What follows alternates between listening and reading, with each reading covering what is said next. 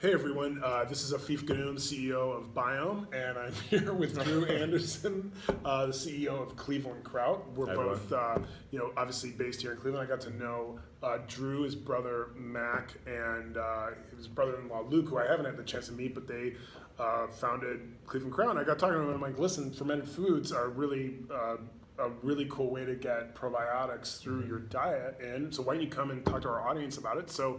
And one of the cool things I always like to tell everybody about when I first meet, tell them about Drew, is that you're actually named by Forbes as one of the 30 under 30 in food, right? Yep. So it's like 30 Forbes. This is a big deal. In various categories, Forbes picks 30 people under 30 that are just killing it in their industry, and he got it for food. That was fantastic. That's really big honor. Yeah, really cool. So let's just start with the basics. What is fermented food? And we're cracking up here because we are like apparently Amish when it comes to technical know-how, and we've tried to record this about 17 times. So we said, this is it. If it doesn't work this time, we're done. So hear me again. What are fermented foods? Sure, absolutely. So fermented foods are the old way of preserving food. Yeah. The old world way. So at the end of the year, when the harvest is done, you've sold off your harvest. You take whatever's left in the field and you kind of throw it in a big barrel. You salt it down, you macerate it, and ferment it. Out in the cellar, in the barn, and this is what the family feeds off of for the entire winter. And this was, you were telling me, and I hadn't even thought about it this way, but I always associate it with like pickles and stuff that's like kind of European, but it's literally all over the world. It has been for forever. I mean, you're seeing they ferment things down in South America, obviously Europe, but in Asia, especially Korea and Japan, like kimchi, they're eating, something a lot of people have heard of. They're eating fermented foods with every meal. And you were saying like Japan, like peaches. They're doing plums. Oh, plums, yeah. Soybeans, they call it natto. It's really kind of like mucusy and weird. Yeah. But they eat fermented foods with every meal.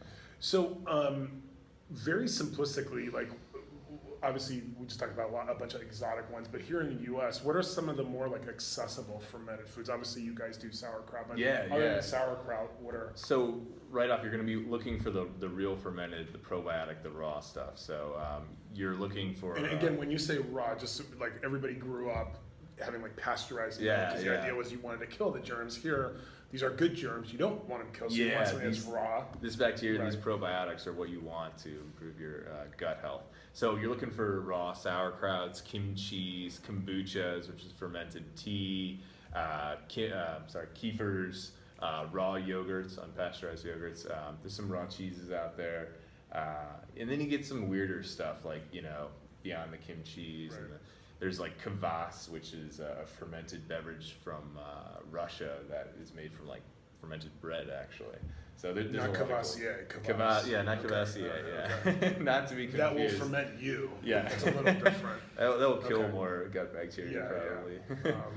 Red wine is actually very good for your gut. But another fermented food. So if someone's at home and like, neat, can I do this at home? You were telling me you literally would do this in your apartment. Yeah, so we actually started. I was fermenting in an apartment, and it's very easy to do. We encourage all of our, a lot of our home fermenters turn into customers because when they've got something fermenting, they come by ours because it's very similar.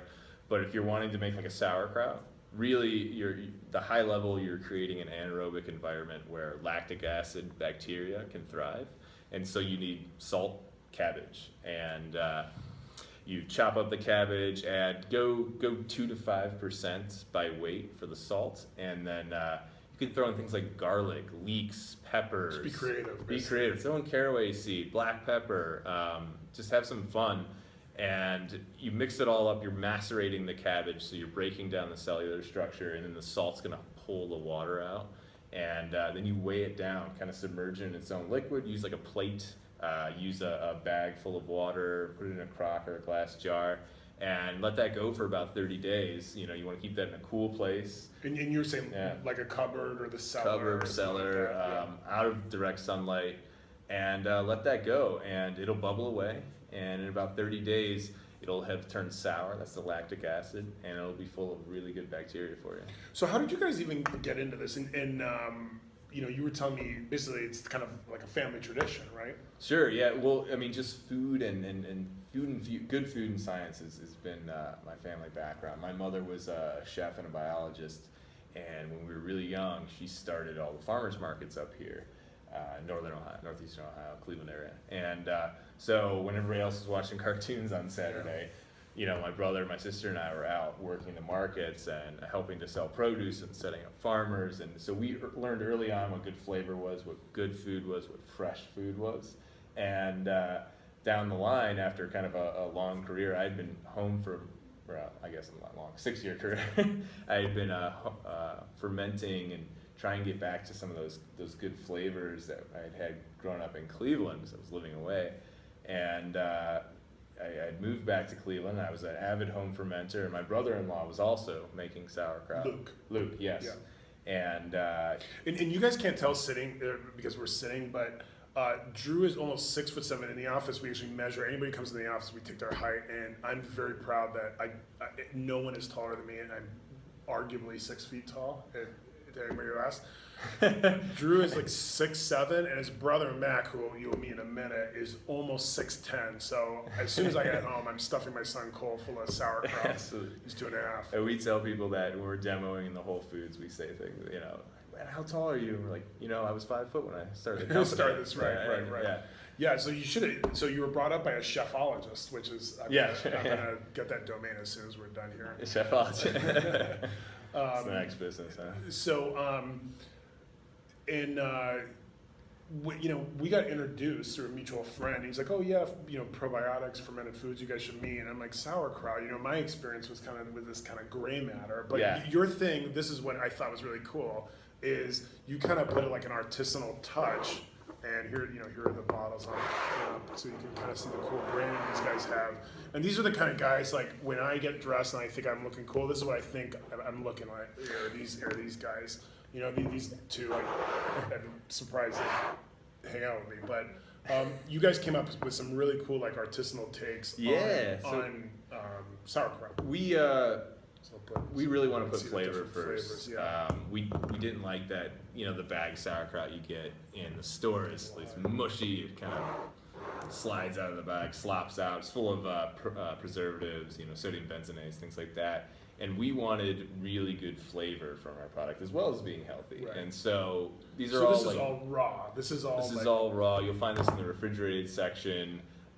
Even when you open it up, it'll probably bubble a little bit because it's still fermenting, so that's the CO2 being released. Yeah. So it's full of probiotics, really good for you. And what are the different flavor profiles? So we some of the really interesting ones are our beet red is really simple. This is red cabbage, beets, carrots, fermented together. You throw that on a salad with some goat cheese, walnuts, vinaigrette. It's earthy. Well, that's one of the other things that this isn't the type of thing. This stuff, and I've had it. It's tasty by itself, but really, you can mix it into anything. You're saying sandwiches. Yeah, absolutely. So our nar here is kind of the closest thing to a kimchi that we do right now, and a little foreshadow. But it's got some kick to it, some zip. It's not gonna knock you on the floor. Right. But people are eating this with their eggs in the morning, a little avocado on the side, a scramble, some nar. They're throwing anything off the grill. Obviously, you mix in some roasted garlic, anything off the grill. Obviously, Eastern European foods like pierogies. But one of the really interesting ones we do too is the curry kraut, which that one has turmeric in there, ginger, a little bit of jalapeno, so it has a bit of zip to it. Right. You throw that on a fish taco, salads. It's fantastic. So we're seeing people are eating our products every single day. Yeah, and part of it is I think people have realized that just as they've looked at adding probiotics into their bodies through what I'd say are almost forced probiotics, like a yogurt or something like this. This is actually true organic probiotics, right? Yeah. So in addition to supplementing with a biome, they're actually trying to get it as part of their actual diet and not something like that is sort of what I always call forced probiotics, it's just thrown into sparkling water or something. Yeah. This is actually through a natural process. And one of the benefits from eating fermented foods and taking supplements like biome is because you're eating these foods and you're increasing your gut health, you're able to digest much better the other food in your diet. So you're pulling out more nutrients, more vitamins, more minerals from that food. Yeah. And the science is obviously, we talk about this a lot with biome. It's just rock solid that the more diverse your microbiome is, it's just connected to so many areas of just optimal health. So what's cool about this is it's a really tasty and fun way to kind of get into. Oh, yeah. So one of the things when I first met these guys, I was like, oh, cool product, you know, and where were you guys at? I was expecting to say, oh, farmers markets, and you guys are in Whole Foods. Every time I talk to you, you're in more places. Yeah, we're Whole growing. Foods, Kroger, like you're all over New York City. What are some of the places? Because we have a lot of people in New York City. New York City, you can find us all the fairways. We're the fastest moving fermented product on the shelves there. We're in the gourmet garages, Dean and DeLuca, Fresh Direct online. Yeah, and actually that was Mac off camera. Mac, I, just so you guys see the power of fermented foods, check out this fermented behemoth. This is all You were- Sauerkraut. I was 5 foot when I started eating this stuff. Yeah, so if I wore his shirt, I'd be like, you know, a kid wearing his dad's work shirt. So, and then one of the favorite, so when we were getting ready for this, I was asking like, you know, yeah, you're obviously aging it, but is it like wine, you know, where the longer it goes? So you told me a story that blew my mind. Tell me about that. So we've had friends who've gone to like Korean weddings and or Korean friends, and their father had buried a jar of kimchi when they were born, and then when they got married, he dug it up, and this is like 25-year-old, 30-year-old kimchi, and so these things age, and the flavor gets more and more diverse and gets funkier, and it's still fantastic for you. And so even for our products, like in the refrigerator, they'll still ferment slightly, and because it's a raw, we haven't arrested anything, we haven't pasteurized anything, it gets better and more flavorful. That's with awesome. time. Yeah. And so on your site, which is Cleveland Kraut, KRAUT.com, clevelandkraut.com, you guys have tons of recipes, way more information about the food, where it's available, and it's also online. And we're kind enough we're going to be able to give some of the people watching, we're going to pick some people to receive some gift packs. And then I'm going to be sending out a coupon code, and we'll put it on Facebook. I'm looking at Chris to make sure we do that, and to actually get a discount on any of the Cleveland Kraut products. And you guys are doing some other cool stuff beyond. Yeah, we're Sauerkraut, right? getting some new products here. We're going to be doing real fermented vegetables, where it's not just a quick pickle with vinegar and spices and pasteurizing. We're actually going to put it in a live brine and ferment the products. We're also going to get in probably some beverages here pretty soon, which will be really interesting.